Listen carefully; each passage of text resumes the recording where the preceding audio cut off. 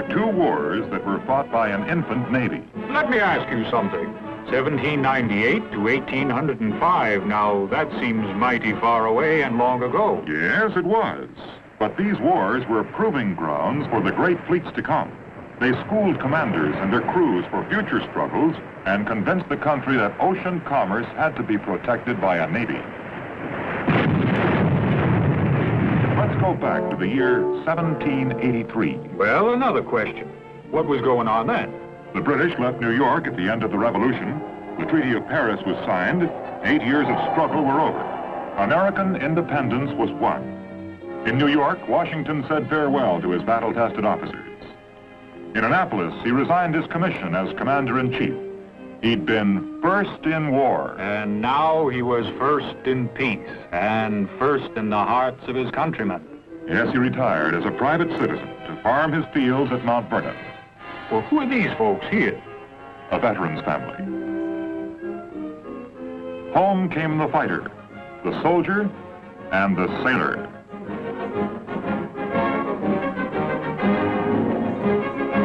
Was that the size of our Navy? Not even one ship was left.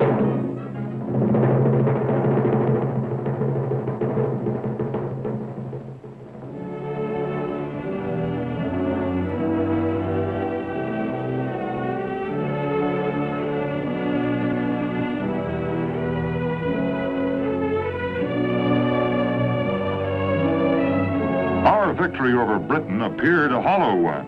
There was the weak central government. It had no power to tax. It relied on requests to the states. And with no common enemy to fight, the 13 states raised tax barriers, almost waged open war against each other.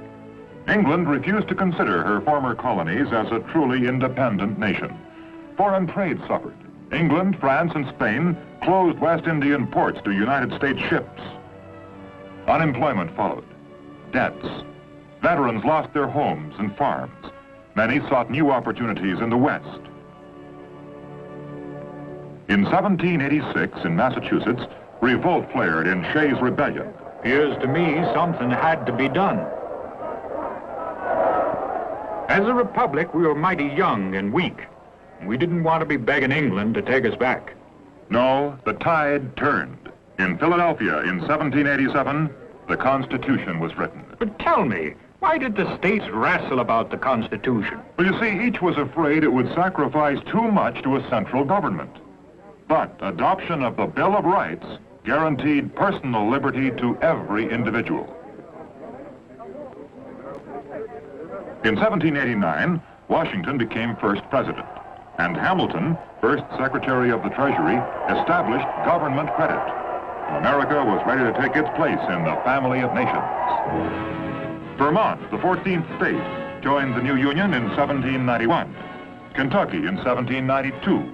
Tennessee in 1796. Yes, but why in thunderation did these 16 states go to fight a war with France? At Yorktown, she was our ally, our comrade in arms. It never was declared war, but there was shooting. In the year 1789, the French Revolution burst into flames. At first, all Americans sympathized. They thought the French, too, wished to be independent of a king. Louis XVI was beheaded. Then the bloody reign of terror. Too much blood. Too much terror. England and her allies in Europe went to war against France. Washington, hoping for peace, proclaimed our neutrality. I'll calculate the French didn't like that. They wanted help from us. Figured we were still allies. The French sent over an agent named Genet. He violated American neutrality. He outfitted privateers, recruited seamen, even tried to turn the American people against Washington. In 1797, our president, John Adams, wished to effect some sort of a reconciliation. He sent emissaries to France, but they weren't well received. Representatives of the French government, known only as Messieurs X, Y, Z, demanded bribes before they would even discuss a treaty. We were badly treated on land and on sea. The violence of the French Revolution spread. French privateers swarmed through the West Indies and along our Atlantic coast. By June of 1797, over 300 American merchant vessels had been taken by the French. In 1798, Congress voted reprisals, which were later extended to include the capture of armed French vessels anywhere. That meant war. An undeclared war fought entirely on the seas. That called for a navy somehow. Yes, 6 new frigates had already been authorized by Congress, 4 of 44 guns and 2 of 36 guns. A separate department of the Navy was created in 1798. An energetic merchant and shipowner with vision was appointed the first Secretary of the Navy, Benjamin Stoddert. He worked hard to build a fleet and laid a firm foundation for the development of the Navy. By the end of 1799, 33 vessels were built or purchased, outfitted, and manned.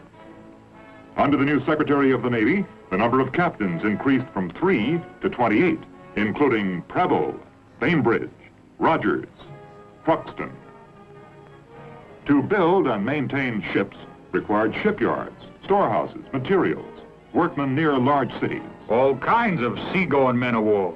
What are these little critters? Well, generally, the small vessels of less than 20 guns were brigs or schooners, according to their rigs. Well, now take these 3-masted fellas. How do you call them? Up to 24 guns, a 3-master was called a sloop of war. 24 to 50 or more guns on 2 decks were frigates. The frigates were the largest ships in the American Navy at that time.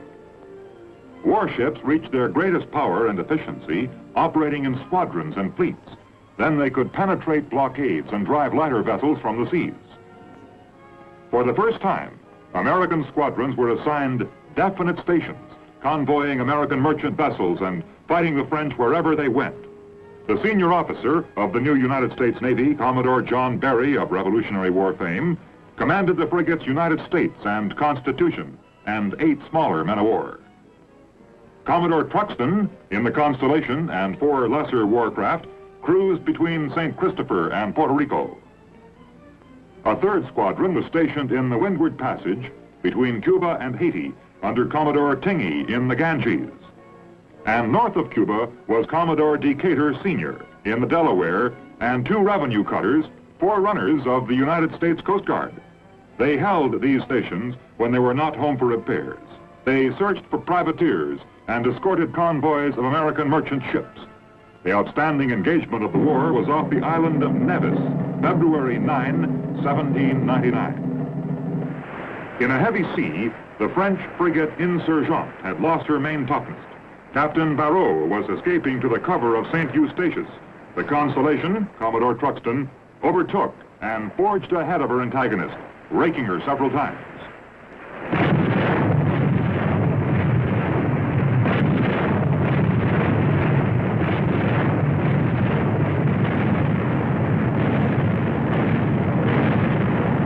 After more than an hour's engagement, the Insurgente struck her colors. The French fired too high, but the Americans were able to hit between wind and water. Superiority in gunnery was to stand Americans in good stead. Yes, it's mighty handy for a Navy to know how to shoot. Southwest of Guadalupe, February 1st, 1800, the Constellation again proved herself. For 5 hours, she exchanged broadsides with the heavier gunned Vengeance.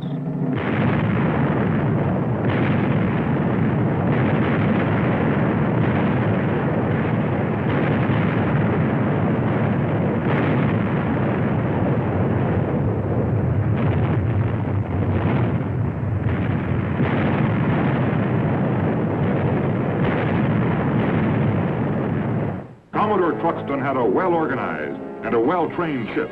He was near victory when the Constellation lost her mainmast, and the Vengeance escaped over the horizon. Well, how did the war come out? Besides these frigate battles, our armed merchant vessels had hundreds of engagements with French privateers. But late in 1799, the government of France changed. The Directory fell. Napoleon Bonaparte was made first consul. Facing trouble in Europe, he wished to reach a settlement with America. A treaty was ratified in 1801. And that closed a war that wasn't a war, an undeclared one. Well, did we learn anything? Yes, the ships and men were battle-hardened for the struggle that followed with the Barbary Corsairs.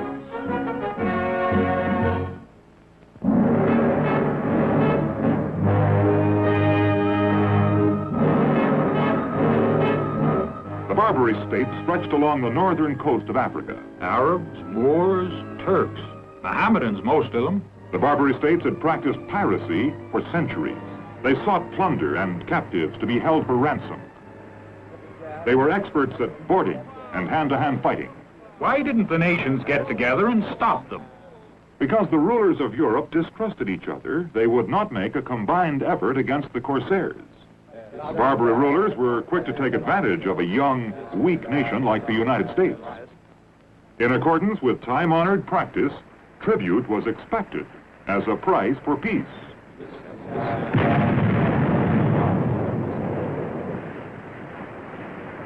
As early as 1786, Thomas Jefferson realized diplomacy was helpless unless a navy was created and used. Protection money, a price for peace. A treaty with Algiers in 1796 cost the United States nearly $1 million, including the gift of a new frigate. Peace with Tunis cost over $100,000, and Tripoli about $56,000. But the Pasha of Tripoli thought unprotected American trade too tempting. He repudiated the treaty and demanded $250,000 immediately and a yearly payment of $20,000. Didn't the United States say no to that? Indeed we did, and war was declared by Tripoli May 10th, 1801. About June 1st, 1801, Commodore Richard Dale's squadron left Hampton Roads. The President, the Philadelphia, Essex, and Enterprise. Dale cruised along the Barbary coast with a show of force. But 4 ships were not enough for an effective blockade of Tripoli. This force was enlarged by Commodore Richard Morris, the Constellation, Chesapeake, Adams, New York, and John Adams. But still not enough for the blockade. Their duties included convoying and showing the flag off Algiers, Tunis, and Morocco. And they replenished at Gibraltar. Soon to be given command of the Mediterranean squadron was a man who left a lasting imprint on the Navy, Commodore Edward Preble, who arrived on station in the Constitution. Little known to his officers at first, he was a strict disciplinarian. Born in the state of Maine, he'd fought in the Revolution. Preble was a great leader. He was firm. He had fighting spirit. He had character. A commander passes on these qualities. His officers were well schooled.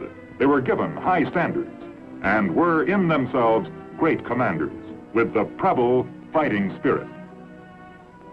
2 serious obstacles were ahead. Trouble with Morocco across from Gibraltar. The Sultan of Morocco saw that the American ships, at Preble's orders, were cleared for action. So he up and changed his mind. He renewed the Treaty of 1786 with no further demands on the United States. Bad luck here with the Philadelphia.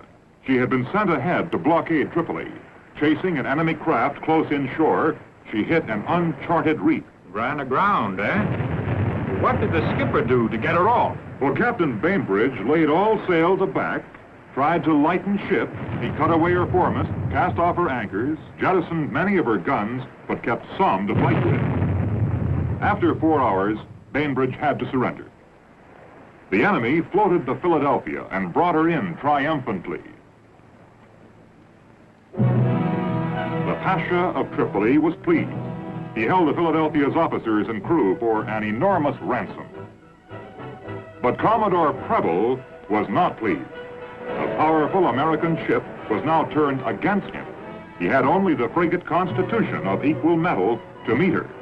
He decided to destroy the Philadelphia. Lieutenant Stephen Decatur, Jr., commander of the Enterprise, volunteered to head an expedition to enter an enemy harbor and capture and burn a large warship. This called for volunteers. Aboard the Enterprise, every officer, man, and boy stepped forward. He selected 5 officers and 62 men. A Sicilian pilot, Salvatore Catalano, knew the harbor. They set out in a captured Tripolitan ketch with Mediterranean rig, renamed the Intrepid. Boldly, they sailed into the enemy harbor. A plan of attack had been carefully worked out and rehearsed. They would capture the Philadelphia by a united rush. They would then split into details to set her afire. 100 yards away, they were hailed. Catalano, the pilot, answered. He claimed that a storm had stripped them of anchors and requested permission to tie up alongside. The breeze gave out. Becalmed, 20 yards away from the heavy guns of the frigate. Almost alongside.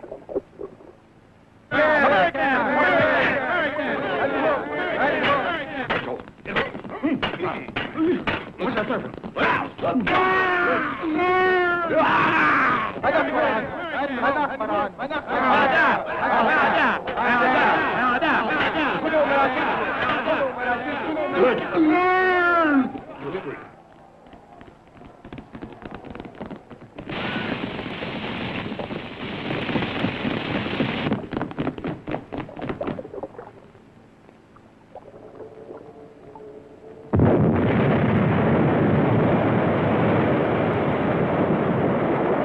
By the eternal, they did it!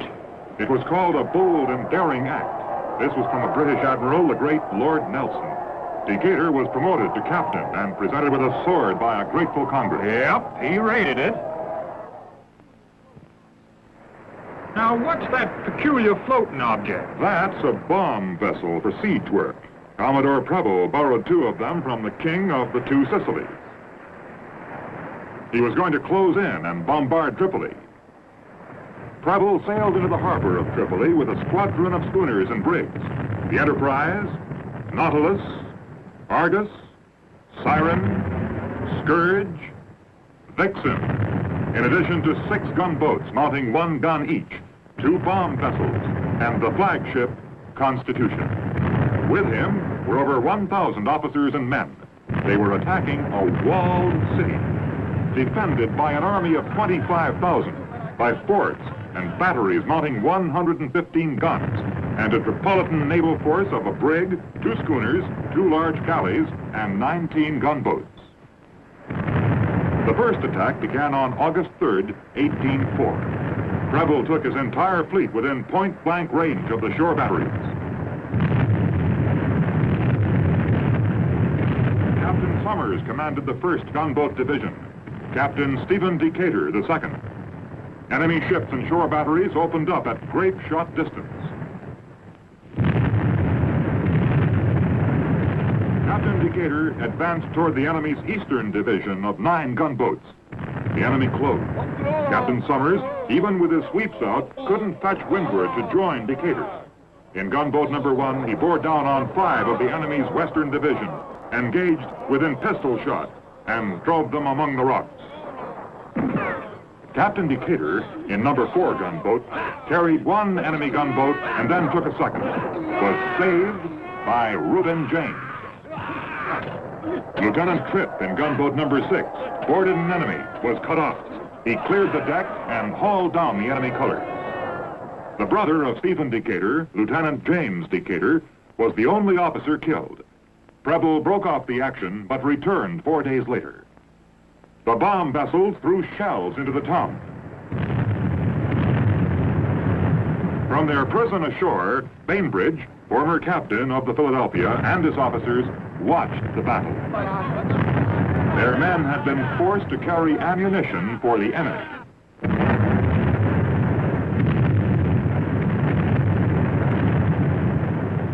The Pasha of Tripoli gave no sign of yielding his city or asking for peace.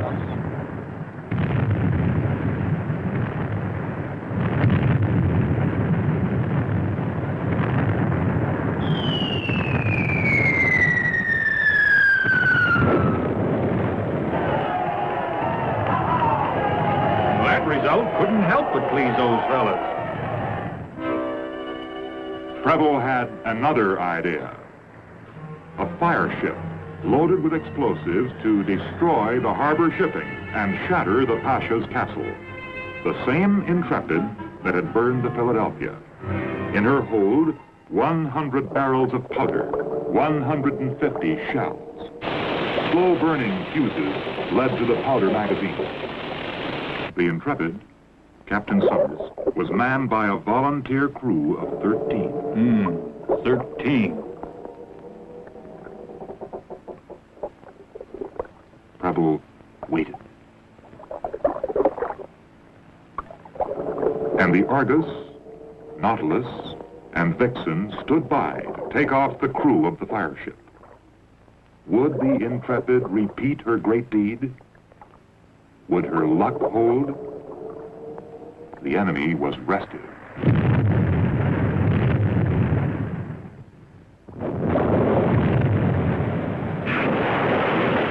No, the luck didn't hold.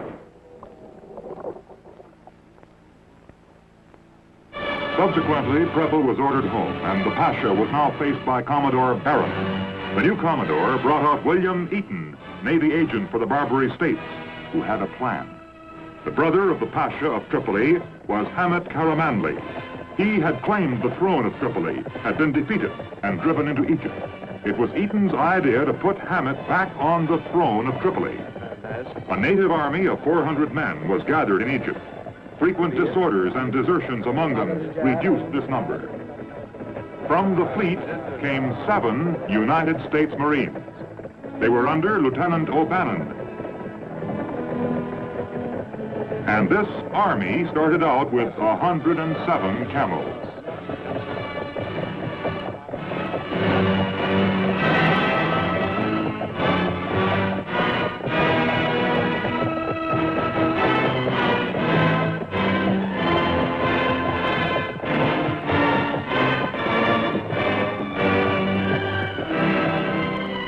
From Egypt, nearly 600 miles across the Libyan desert to Derna.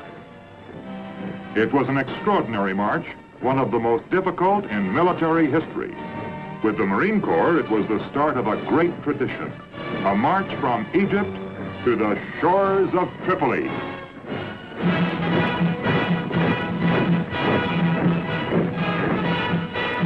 Supplies were received from the Argus and Hornet.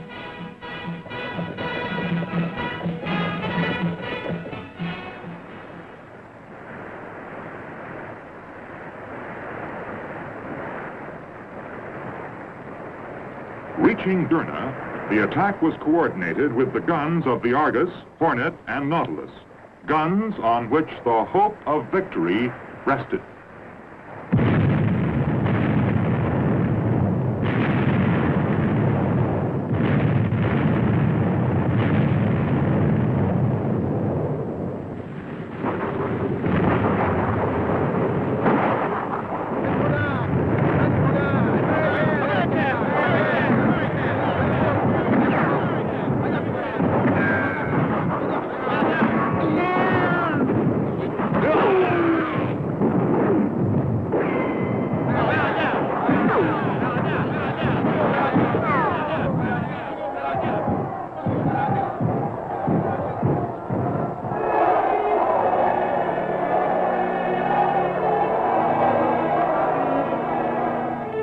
And the war was over.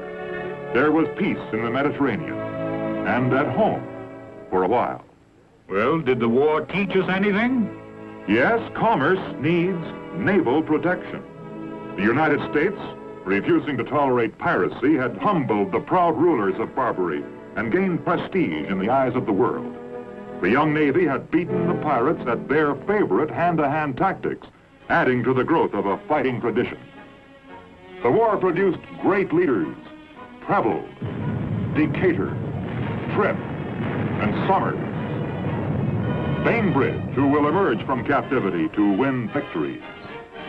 Other names that will be heard again: Hull, Rogers, Porter, McDonough, Perry, Lawrence. America made it known at home and abroad that to keep a peace and to keep honor, there must be ships that can fight and men who can lead.